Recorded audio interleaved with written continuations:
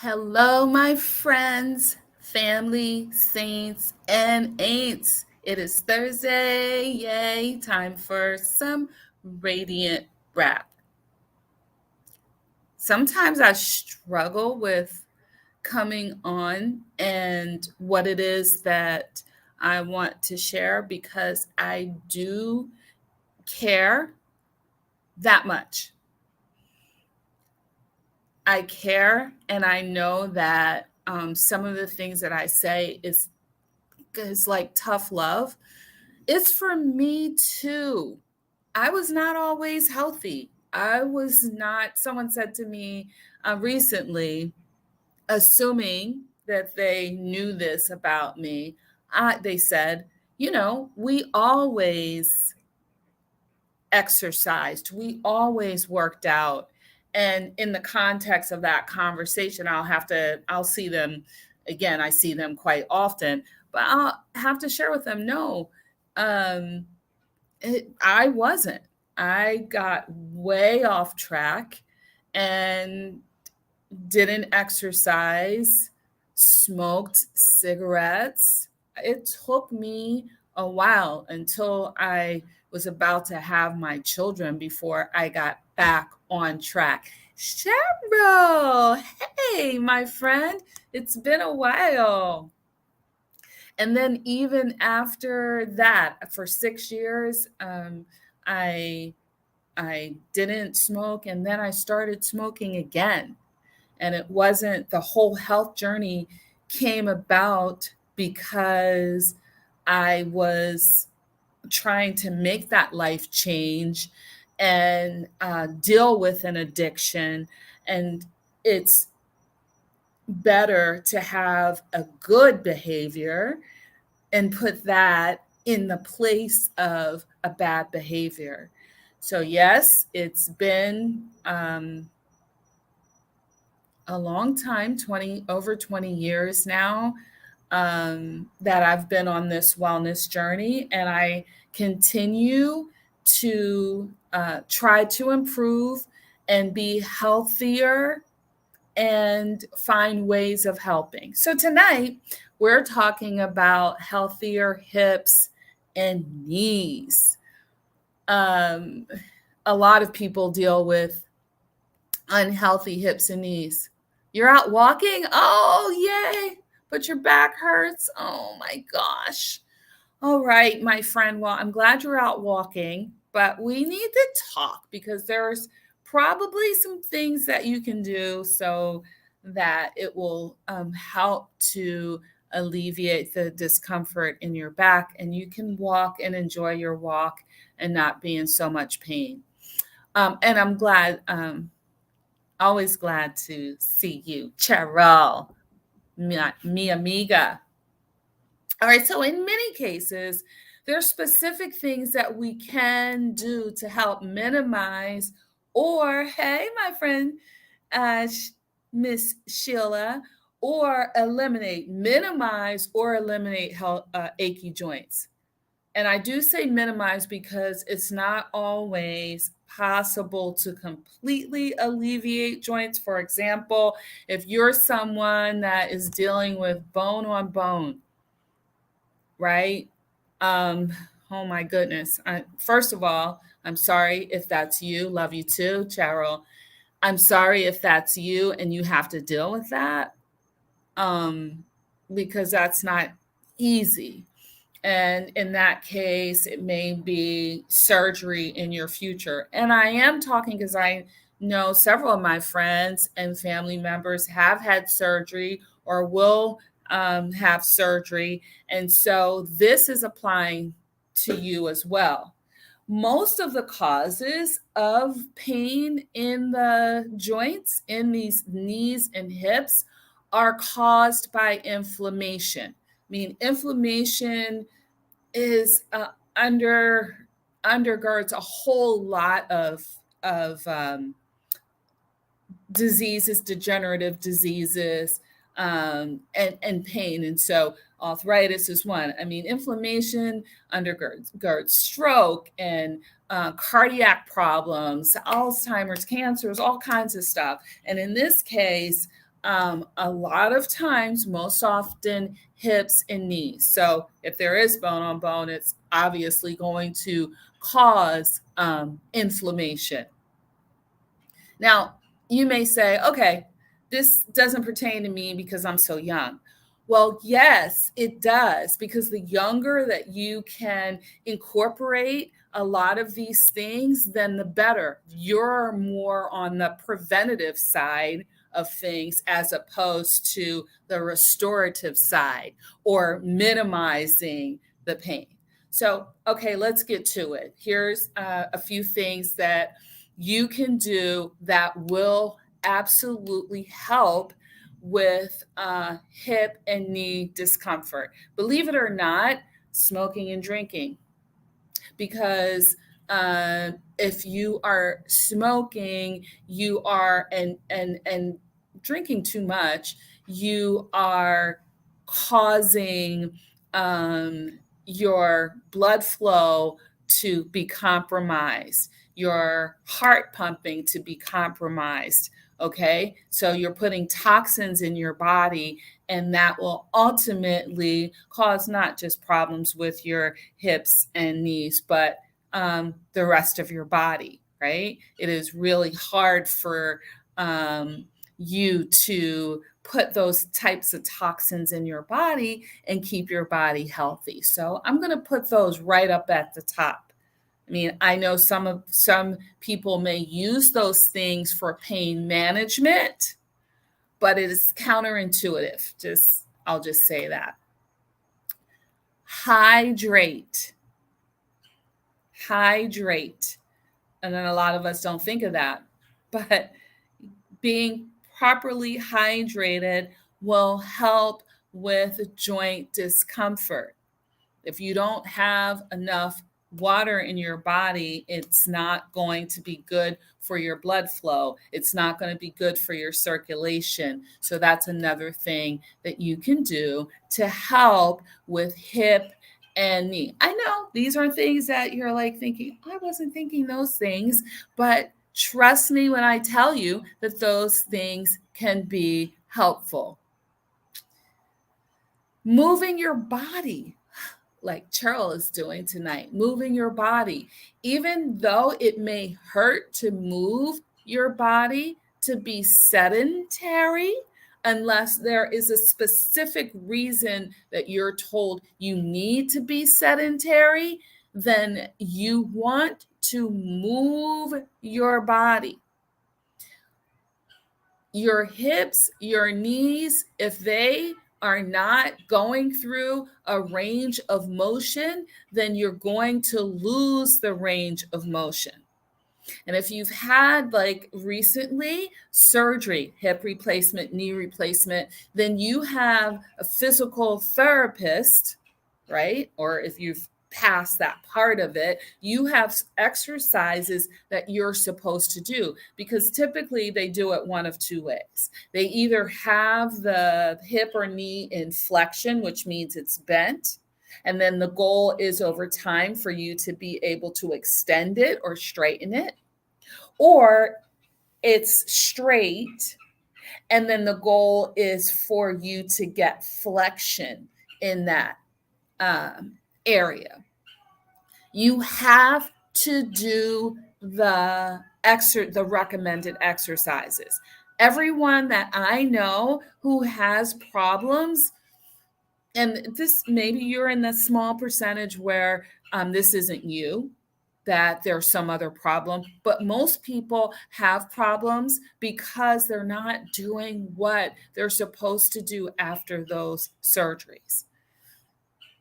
We have to move our bodies.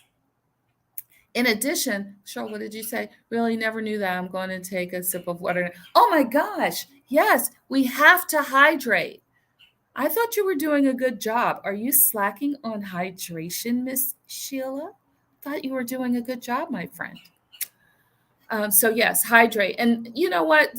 To that end, typically we don't hydrate as much in the wintertime. It gets cooler and we're not thinking of being dehydrated, but we absolutely need to continue to hydrate our bodies all year long. Um, my knees, my hips are 61-year-old knees and hips and joints, fingers. I've noticed things too. So, but these types of things have and are helping me.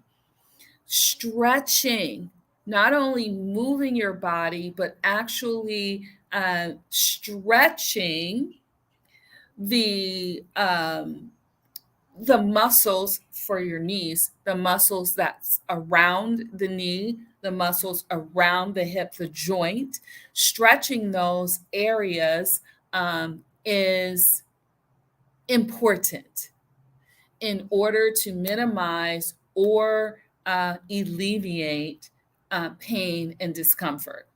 We've got to stretch those muscles so that we're able to move. Now, here's again, if like if you have bone on bone, you might not have that range of motion.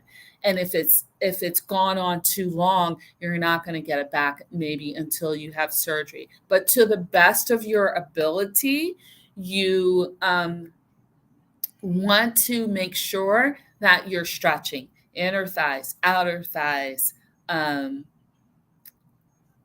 hip areas for your hips and your knees. Because sometimes knee pain can be coming or be derived from the hip and vice versa. In addition to stretching, and we need to do a little bit of stretching every day. Yeah, like every day we need to be doing some stretching. And you can do it right from your chair. Hey, I've got a couple classes virtually. I invite you to attend them. Okay. So talk to me about them, or go find some place in your neighborhood if you're going outside, but don't lie to yourself. I'm not going to do it online because I'm going to go out, and then you never go anywhere. So have a backup. You can use me as that. You want to strengthen the muscles as well. Not just stretch, not just move, but strengthen. You have to strengthen, for example, for your glutes, you need to have strong, for your hips, you need to have strong glutes. Your buttocks need to be strong. Why aren't a lot of buttocks strong? Because we sit on them a lot. And we need to have more flexible hip flexors. So the front of the hip is the area that need to be stretched. So muscles kind of work in pairs, and while one is contracting, the other is the other is lengthening. So in the case of us sitting, the glutes are lengthening, stretching. The hip flexors, the front of the hips, are contracting. And in order for us to create more balance or correct the imbalance, we need to do just the opposite. Strengthen the glutes, stretch the hip flexors. I hope that kind of makes sense, but just know more stretching, more strengthening needs to be done. Okay? Another thing that we can do is eat foods that will decrease inflammation. The diet matters. The diet matters. Not only does the diet matter, managing your weight matters. It's really, my heart goes out to people struggling. Like, I know it's great, to and beautiful, right? We all are. We're all different sizes. We weren't all made to be the same size, but whatever your healthy weight is, I'm talking about whatever that healthy weight is where you want to be. Because when we have too much weight on the knees, that the knees have to support all that extra weight, the hips have to support all that extra weight, that is wearing them down. And that is causing or contributing to the pain and the discomfort. So we need to get to a healthy weight. And one of the ways we can do that and decrease inflammation is eating foods that are anti-inflammatory, foods that have fiber in them. And like a superfood I was just talking about on my story. I don't know if I think I made a reel with it. Quinoa. Quinoa is a superfood, and it has both, just a half a cup of it will give you 3 grams of protein, 3 grams of fiber. Berries like blueberries and raspberries, I have them almost every single day. I have them. They are anti-inflammatory. Tree nuts are as well. And then there's spices like turmeric. I put turmeric in the quinoa. I put turmeric in my vegetables when I'm seasoning them. I put turmeric in my lentils when I'm seasoning them. Lentils is another one, right? Because it has a lot of fiber. Olive oil. You'll notice some of these are in the Mediterranean diet as well. Kale and other leafy greens. All of these have properties that will help with inflammation. Ginger, oh, is another spice. And I put I like smoothies in the morning, so I'll have berries in my smoothie. I'll have ginger in my smoothie. Sometimes kale, not so much because I eat greens during the course of the day. Flaxseed, I'll put that in my smoothie in the morning too. Those, all of the, and there's so many other things, tomatoes, beets that have anti-inflammatory properties. So things that you eat can help. And then have a good quality supplement. You want some examples or some recommendations for that? See me, because I am a concierge for those things as well. So there you have it. A few things that you can do to help eliminate or decrease discomfort in your hips and knees. Come on, stop smoking. For real, for real. Reduce alcohol intake, even during the holidays. I mean, be smart with it and hydrate. Drink plenty of water. Reduce like the foods like refined, that have refined carbohydrates, like white bread and white rice. So the things, the foods that you eat, and reduce the sugars, and eat foods that have properties in them that will help fight inflammation. Make sure you move your body, you stretch your body, and you strengthen your body. And I think that's it. I think that's it. And then, some good quality supplements. Well, if you have any questions, you can always reach out to me. You can find me. In fact, like me on Facebook, and follow me on Instagram and YouTube. I might even be up to 20 people, followers on YouTube. I'd love to have your email so we can stay in touch. I'd love that, even better. Yeah, because I want to partner with you and help you with your wellness goals. And hopefully this will give you some ideas and move you more towards health. You can do it. That's the thing. I don't want you to feel like I'm being judgmental, or I'm jamming a whole lot of stuff down your throat. Take one thing. You can. This is the most important part of my message. You can do it. You have what it takes. You have greatness inside of you, and you have a purpose. And whatever that purpose is, you can perform it better if you are taking care of this temple, this body that you have. You only have one. We only have one. And someone said, another trainer I was reading on his Facebook page, he says, Actually, his mom, I know. So he's a really successful trainer in Texas, Michael Bradshaw, I believe. He says on the post, it is difficult to be healthy. It's difficult because it takes discipline, it takes effort. It's difficult to be healthy. And I thought about that and I'm thinking, yep, he's so right. But you know what is much more difficult? When you're unhealthy. Seeing how challenging it is financially, physically, mentally, emotionally, being unwell.